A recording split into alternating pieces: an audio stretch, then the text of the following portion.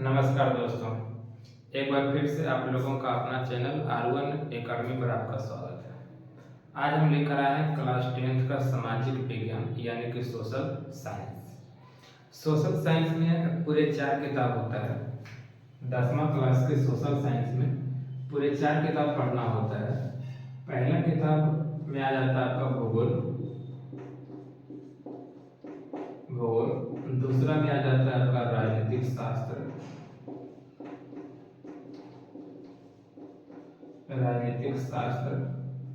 तीसरा किताब में आ जाता है आपका इतिहास,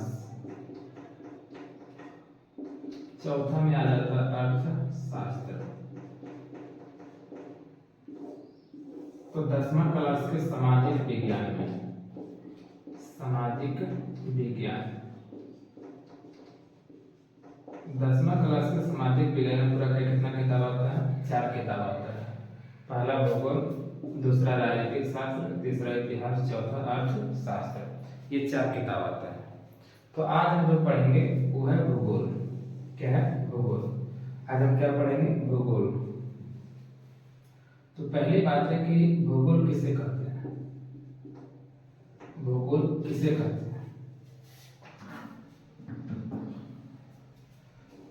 भूगोल। तो भूगोल कहते कैसे हैं? अच्छा, एक बात समझिए कि जो सामाजिक विज्ञान का 4 किताब है, भूगोल, राजनीतिक शास्त्र, इतिहास और अर्थशास्त्र, ये सामाजिक विज्ञान की शाखा, सामाजिक विज्ञान का ही भाग है ना। तो भूगोल को कह सकते हैं कि नहीं? भूगोल को कह सकते हैं कि सामाजिक विज्ञान की वह शाखा। क्या कह सकते हैं? सामाजिक विज्ञान, सामाजिक विज्ञान की वह शाखा, सामाजिक विज्ञान की वह शाखा जिसके अंतर्गत पृथ्वी के ऊपरी स्वरूप, पृथ्वी के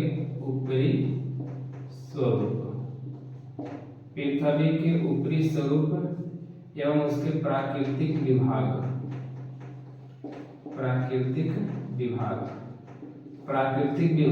जैसे बोल सकते हैं नदी, तालाब, झील, झरना, पर्वत, पहाड़, ये सब क्या होता है? उसके प्राकृतिक विभाग है। तो उसके प्राकृतिक विभागों के बारे में अध्ययन किया जाता है, तो उसे कहते हैं भूगोल। क्या कहते हैं? भूगोल। तो भूगोल किसे कहते हैं? तो सामाजिक विज्ञान की वह शाखा। किसकी शाखा? सामाजिक विज्ञान की शाखा। ये सामाजिक विज्ञान की कई शाखा? 4 शाखा है। भूगोल है, राजनीतिक शास्त्र है, इतिहास है, अर्थशास्त्र है। तो ये जो भूगोल है किसकी शाखा है? सामाजिक विज्ञान की। तो सामाजिक विज्ञान की वह शाखा, सामाजिक विज्ञान की वह शाखा जिसके अंतर्गत पृथ्वी के ऊपरी स्वरूप, पृथ्वी के ऊपरी स्वरूप मतलब क्या होता है? स्व मतलब अपना, अरूप मतलब रूप होता है।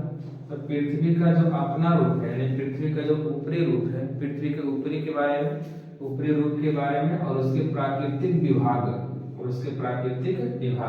तो पृथ्वी का प्राकृतिक विभाग क्या है? जैसे नदी हो गया, तालाब हो गया, झील, झरना, पर्वत, पहाड़, ये सब क्या है? प्राकृतिक विभाग है।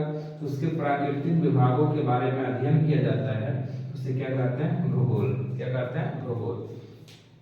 यानी कि सामाजिक विज्ञान की वह शाखा, सामाजिक विज्ञान की वह शाखा जिसके अंतर्गत, सामाजिक विज्ञान की वह शाखा जिसके अंतर्गत, सामाजिक विज्ञान की वह शाखा जिसके अंतर्गत पृथ्वी के ऊपरी स्वरूप एवं उसके प्राकृतिक विभाग जैसे नदी, तालाब, झील, झरना इत्यादि के बारे में अध्ययन किया जाता है, तो उसे क्या कहते हैं? भूगोल। उसे क्या कहते हैं? भूगोल कहते हैं। भूगोल कहते हैं। भूगोल का जनक एरिस्टोफेनीज को कहा जाता है। भूगोल का जनक किसे कहते हैं? एरिस्टोफेनीज को। तो भूगोल का जनक एरिस्टोफेनीज को कहा जाता है। तो भूगोल का जनक एरिस्टोफेनीज को क्यों कहा जाता है? तो भूगोल का जनक एरिस्टोफेनीज को इसलिए कहा जाता है क्योंकि इन्होंने ही पहले पृथ्वी के परिधि के बारे में बताया था। पृथ्वी के परिधि, जो पूरा पृथ्वी होता है, तो पृथ्वी के परिधि के बारे में किसने बताया था? एरिस्टोफेनीज ने बताया था। तो एरिस्टोफेनीज ने बताया था। तो एरिस्टोफेनीज को क्या है? भूगोल का पिता माना जाता है, भूगोल का जनक कहा जाता है। दूसरा में भूगोल का जो जनक है वो हिकैडियस को कहा जाता है। किसको कहा जाता है? हिकैडियस। तो भूगोल का का जनक एराटोस्थनीज को भी कहा जाता है, हेकेटियस को कहा जाता है। तो भूगोल का जनक जो है एराटोस्थनीज को और हेकेटियस को भी कहा जाता है। एराटोस्थनीज को क्यों कहा जाता है?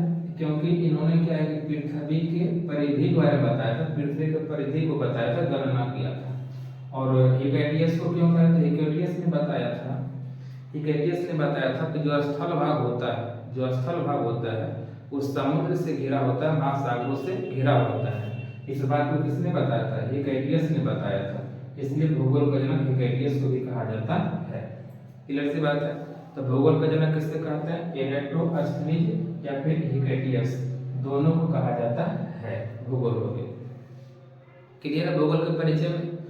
जो आपका 10वां क्लास का भूगोल है, 10वां क्लास के भूगोल के पहला चैप्टर यानी कि इकाई 1, पहला चैप्टर यानी कि इकाई 1 में है यानी कि संसाधन एवं उपयोग। ये क्लास 10 के भूगोल का पहला चैप्टर है, संसाधन एवं उपयोग। तो पहले आता है संसाधन किसे कहते हैं?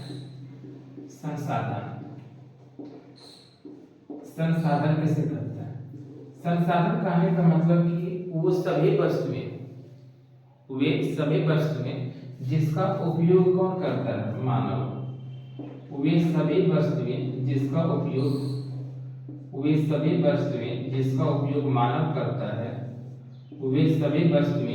उपयोग मानव करता है, उसे क्या कहते हैं? संसाधन।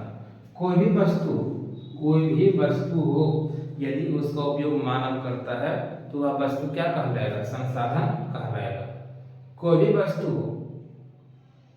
वस्तु हो यदि उसका उपयोग मानव करता है तो वह वस्तु क्या कहलाएगा? संसाधन कहलाएगा। तो संसाधन क्या है? तो वे सभी वस्तुएं जिसका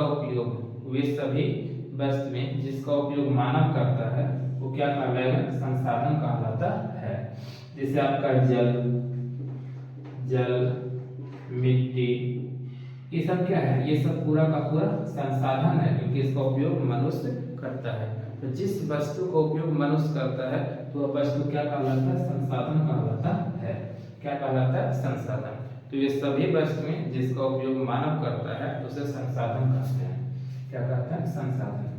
या फिर इसका दूसरा परिभाषा इस प्रकार से बोल सकते हैं, दूसरा परिभाषा कि जब मानव किसी वस्तु का उपयोग, जब मानव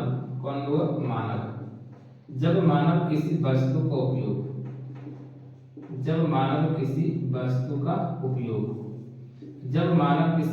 का उपयोग अपने हित के लिए करता है, यानी कि अपने लिए करता है। जब मानव किसी वस्तु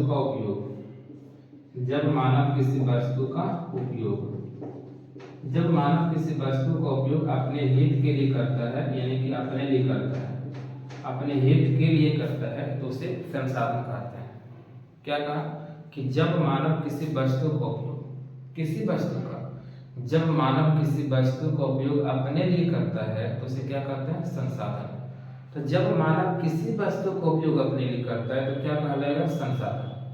उसी प्रकार से देखा जाए, किसी वस्तु की जगह आप कुछ भी रख सकते हैं, तो बोल सकते हैं जब मानव जल का उपयोग अपने लिए करता है तो जल संसाधन। जब मानव वन का उपयोग अपने लिए करता है तो वन संसाधन। जब मानव मिट्टी का उपयोग अपने लिए करता है तो मिट्टी संसाधन, क्योंकि ये सभी क्या है? वस्तु है। तो जब मानव किसी वस्तु का उपयोग अपने लिए करता है तो उसे क्या कहते हैं? संसाधन कहते हैं। क्या कहते हैं? संसाधन। क्या कहते हैं? संसाधन। कहता है कि संसाधन होता नहीं है, बनाया जाता है। संसाधन होता नहीं है, बनाया जाता है। संसाधन होता नहीं है, बनाया जाता है। यह कथन किसने दिया था? यह कथन दिया था जिमरमैन ने। किसने दिया था? वो जिमरमैन। संसाधन होता नहीं है, बनाया जाता है, यह कथन किसने दिया था? जिमरमैन ने दिया था। संसाधन नहीं होता, उसे क्या किया था? बनाया जाता है। यह बात किसने कहा था? जिमरमैन ने कहा था। जिमरमैन ने कहा था कि संसाधन होता नहीं है, संसाधन पहले से नहीं होता है। संसाधन पहले से होता नहीं है, उसे बनाता है। बनाता कौन है? मनुष्य। क्योंकि जब तक मनुष्य किसी वस्तु का उपयोग नहीं करेगा ना, वह वस्तु संसाधन नहीं कहलाएगा। वस्तु का उपयोग यदि मनुष्य कर लिया तब वह वस्तु क्या कहलाएगा? संसाधन कहलाएगा, अन्यथा नहीं कहलाएगा। उम्मीद है कि यहाँ तक आप लोगों को पूरा समझ में आया होगा। यह आज पहला चैप्टर का इंट्रोडक्शन था, परिचय था, फिर आगे लेकर चलेंगे। तो आज के लिए इतना ही। जय हिंद, जय भारत।